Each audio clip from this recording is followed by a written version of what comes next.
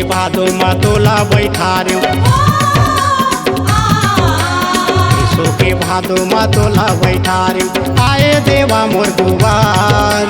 पहली चरण ला पकारन दे मोला गंगा के बहती धार पहली चरण ला पकारन दे मोला गंगा के बहती धार यीशु के भादो मा तोला बैठा रे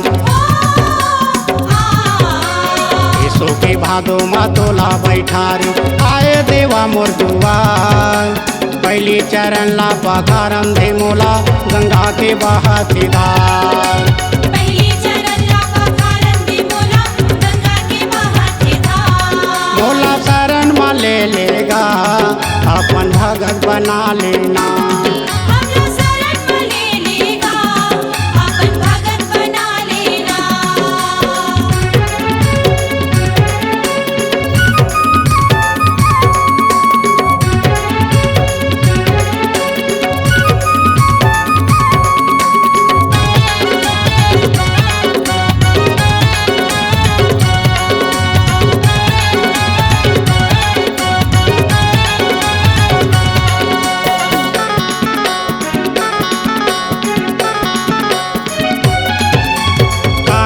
सपना मैं देखे हवाऊंगा मोर सपना है अधूरा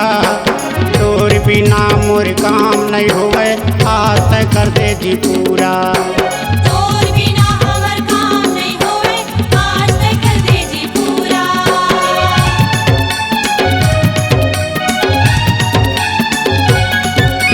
काका सपना मैं देखे हवाऊंगा मोर सपना है अधूरा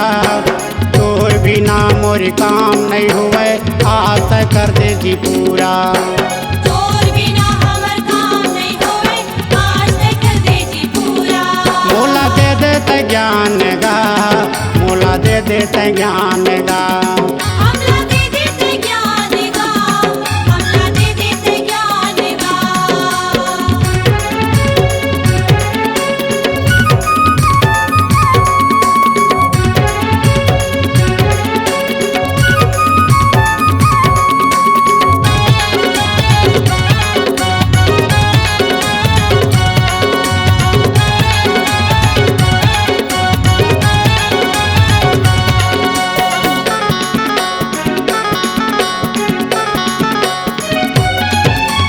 पढ़े लिखे नहीं अनपढ़ हम स्वामी नहीं जाना पूजा भक्ति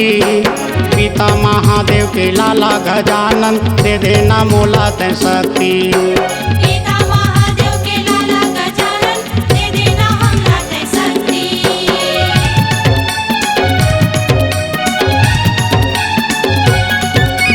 पढ़े लिखे नहीं अनपढ़ हम स्वामी नहीं जाना पूजा भक्ति पिता महादेव के लाला गजानन दे देना मोला ते शक्ति पिता महादेव के लाला गजानन दे देना हमला ते शक्ति नैना तरसते मोरेगा नैना तरसते मोरेगा नैना तरसते हमर गा नैना तरसते हमर गा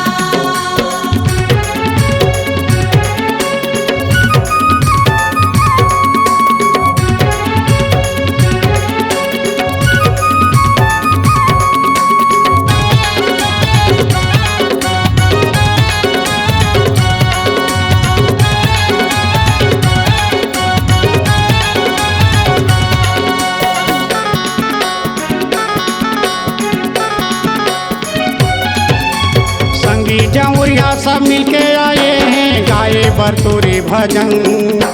दर्शन दे दे लंबोदर स्वामी रोहत हवै मन दर्शन दे दे लंबोदर स्वामी रोवत हवे मन